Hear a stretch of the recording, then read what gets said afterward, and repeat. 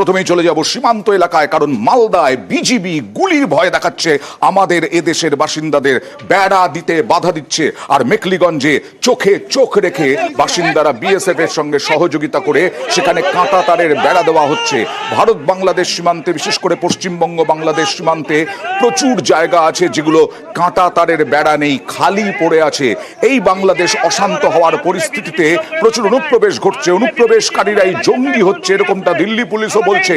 আর সেই কারণেই প্রয়োজন হয়ে পড়েছে কাঁটা তারের বেড়া দেওয়া। আর সেই কাঁটা তারের বেড়া দেওয়ার ক্ষেত্রে বাধা হয়ে দাঁড়াচ্ছে বিজিবি। আমাদের মাটিতে বেড়া দেওয়া হচ্ছে, আমাদের মাটিতে, আমাদের জমিতে বেড়া দেওয়া হচ্ছে, কিন্তু সেখানে বাধা। কিন্তু মেখলিগঞ্জে রুখে দাঁড়ালেন মানুষ।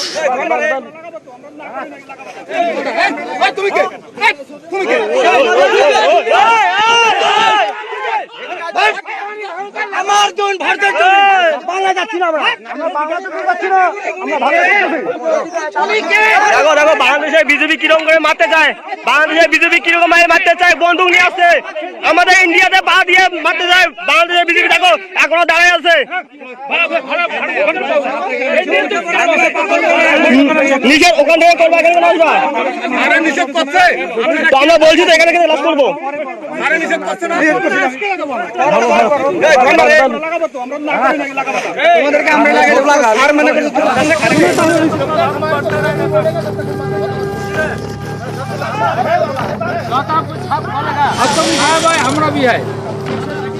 কোচবিহারের মেখলিগঞ্জ, এখানে বাংলাদেশ সীমান্তে গ্রামবাসীরাই বেড়া দিলেন। বিজিবি যথারীতি বাধা দিয়েছিল, পাল্টা জবাব দেন গ্রামবাসীরা। শেষমেশ তাঁরাই সীমান্তে কাঁটাতারের বেড়া লাগান বিজিবির আপত্তি উড়িয়ে। মেখলিগঞ্জের বাগডোকরা ফুলকাটাবড়িতে 3.5 কিলোমিটার সীমান্ত খোলা, কাঁটাতারের কোনো বেড়া নেই। স্থানীয়দের দাবি, এই সুযোগে বাংলাদেশ থেকে এসে দুষ্কৃতীরা গ্রামে লুটপাট করে পালিয়ে যায়। এই লুটপাট রুখতে শুক্রবার সীমান্তে বেড়া দেওয়ার কাজ শুরু করেন স্থানীয়রা। বাংলাদেশ সীমান্তরক্ষী বাহিনী যথারীতি বাধা দেয়, কিন্তু গ্রামবাসীরা তাতে দমেননি। আমাদের জমিতে আমরা তার কাটা দিব, বিজিবি আর এসে আমাদেরকে বাধা দেয়, রাত্রে গরু ছুরি নিয়ে যায়। আমাদের সাহেব অর্ডার দিল, সাহেবের সাথে কথা বললো, আমাদের গোটা বাউন্ডারি আমি ঘিরবই। মেখলিগঞ্জের মতোই একই সমস্যা মালদার সুখদেবপুরে। এখানেও কাঁটা তারহীন সীমান্ত, যার সুযোগ নিয়ে ওপার থেকে দুষ্কৃতীরা ঢুকে লুটপাট চালায়। আমাদের এখন বর্তমানে গম যেসব গুলো আছে সবকে কেটে কেটে নিয়ে চলে যাচ্ছে, বিনা এন্ট্রি ছাড়া যেতে পারি না। ওরা প্রত্যেকবার আসছে, দুহাত করে কাটছে আর ধরছে, আমরা ফসল পানি আনতে পারি না। বাংলাদেশ সীমান্তে মালদার কালিয়াচকের সুখদেবপুর, এই গ্রামের পাশেই মরা গঙ্গা নদী। নদীর ওপারে বাংলাদেশ। সারা বছর মরা গঙ্গায় জল থাকে না, স্থানীয়রা চাষ করেন, সেই ফসল বাংলাদেশি দুষ্কৃতীরা লুট করে। এতে সে দেশের সীমান্ত রক্ষা বাহিনী মদত দেয় বলে অভিযোগ। ভারতীয়দের রীতিমতো গুলি করার হুমকি দেওয়া হয় বলেও দাবি। বিডিআর বাংলাদেশি ফ্ল্যাগ মিটিং করেছিল, যখন ফ্ল্যাগ মিটিং শেষ হয় তারপরে বিডিআর বাংলাদেশের বাঙ্গারে যে ঢুকে যায়, আমাদের দিকে বন্দুক তাক করে বলে কি তোমরা কাজ বন্ধ করো, না হয়তো তোমাদের উপরে গুলি চালাবো। এটা কি বিজিবি বলছে? হ্যাঁ, বিজেপি বলছে। 0 পয়েন্টে ওনারা বাঙ্কার করে আছে, ইন্ডিয়াতে মাটি ফেলে ওনারা বাঙ্কার করেছে। তারা হুমকি দিচ্ছে কি তোমরা নিচে নামো, নয়তো তোমাদেরকে গুলি করবো। অস্ত্র দেখিয়ে আমাদেরকে ভাগিয়ে দিয়েছে। সম্প্রতি সুখদেবপুরে কাঁটাতারের বেড়া দেওয়ার কাজ শুরু করে বিএসএফ। বিজিবি বাধা দেয়, এতে উত্তেজনা ছড়ায়। বুধবার ফ্ল্যাগ মিটিংও হয়, কিন্তু তাতেও জট কাটেনি। উল্টে সীমান্তে বেড়েছে বিজিবির সংখ্যা। সর্ষে খেতে ক্যাম্প তৈরি করে নজরদারি চালাচ্ছে বিজিবি। উস্কানি দিতে সীমান্তে বাংকার বানানোর চেষ্টা করছে। মালদার সুখদেবপুরে 1200 মিটার সীমান্তে কাঁটাতার নেই। প্রায় 2 দশক আগে মালদায় কাঁটাতার বসানোর কাজ শুরু হয়, কিন্তু সীমান্তে মরা গঙ্গা নদী থাকায় 1200 মিটার এখনো কাঁটাতারহীন।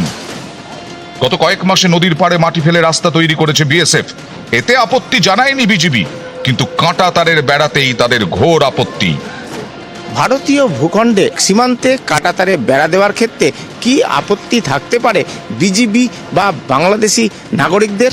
কারণ কাঁটাতার হলে তাদের পক্ষে চোরাচালান করা, জালনোট পাচার করা, অনুপ্রবেশ ঘটানো এসব বন্ধ হবে।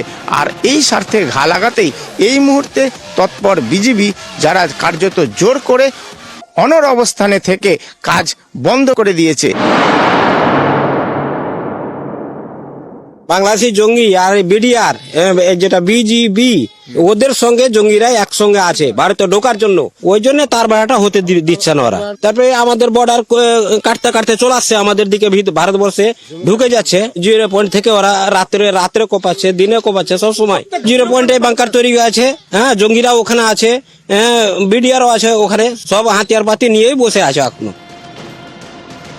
মালদার মতো দক্ষিণ দিনাজপুরেও সীমান্তে কাঁটাতারের বেড়া দিতে বাধা দিয়েছে বিজিবি।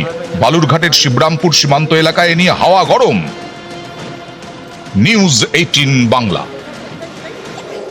নিজের দেশেরই ঠিক নেই, অশান্ত, টালমাটাল, খেতে পাবে কিনা জানে না, আর এখানে উস্কানি। চীনকে ধরতে হচ্ছে। চীনের অর্থে নতুন বাংলাদেশ গড়ার স্বপ্ন, চীনের সঙ্গে যোগাযোগ, চীনের সঙ্গে সখ্যতা বাড়ানোর চেষ্টা, চীনের টাকায় আরো চীনা পুঁজির লক্ষ্যে ইউনূস সরকারের নতুন বাংলাদেশ গড়তে চীনের সাহায্য, চীনের সঙ্গে মজবুত সম্পর্কে জোর বাংলাদেশের। সাংবাদিক বৈঠকে চীনের গুণগান বাংলাদেশের। এই নতুন বাংলাদেশ, নতুন গণতান্ত্রিক বাংলাদেশের পথে যে আমরা রওনা দিয়েছি, এই রওনার পথে অর্থনৈতিক সহযোগিতার অনেকগুলো ক্ষেত্র আছে, সাংস্কৃতিক সহযোগিতার অনেকগুলো ক্ষেত্র আছে। সেই ক্ষেত্রগুলো আমরা অনেকগুলোই চিহ্নিত করেছি, আমরা কাজ করছি একসঙ্গে, এবং আমাদের ফরেন মিনিস্ট্রিও চাইনিজ ফরেন মিনিস্ট্রির সঙ্গে কাজ করছেন, আমাদের কালচার মিনিস্ট্রি চাইনিজ এমবেসির সঙ্গে কাজ করছে। আপনারা নিশ্চিত থাকতে পারেন যে সামনে এই সহযোগিতা আরও বাড়বে। আর অন্যের ওপরে নির্ভর করেই লম্ফঝম্প তুরস্কের কাছ থেকে অস্ত্রশস্ত্র কিনতে চায় বাংলাদেশ। বাণিজ্য উপদেষ্টা বাংলাদেশের, তার দাবি তুরস্ক নাকি বাংলাদেশকে অস্ত্র বেচতে চায়। এরকমটাই সাংবাদিক সম্মেলন করে বললেন বাণিজ্য উপদেষ্টা।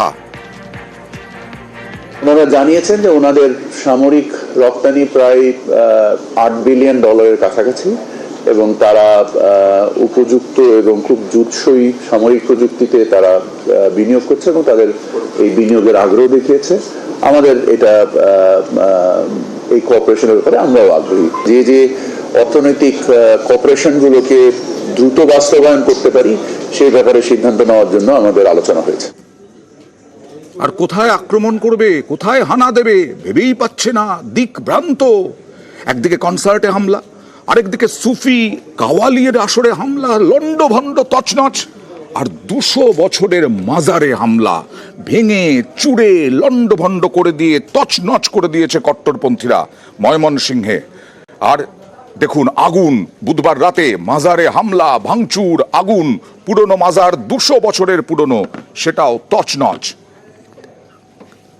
মাজার বা বাউল সঙ্গীত বা কাওয়ালি গানের উপরে যে কোথাও কোথাও হচ্ছে, সব জায়গায় না, কোথাও কোথাও, এইটাকে আমরা একটা জায়গায় হলেও আমরা এটাকে টলারেট করব না। আমাদের অবস্থানটা খুব পরিষ্কার যে জিরো টলারেন্স অ্যাবাউট দিস।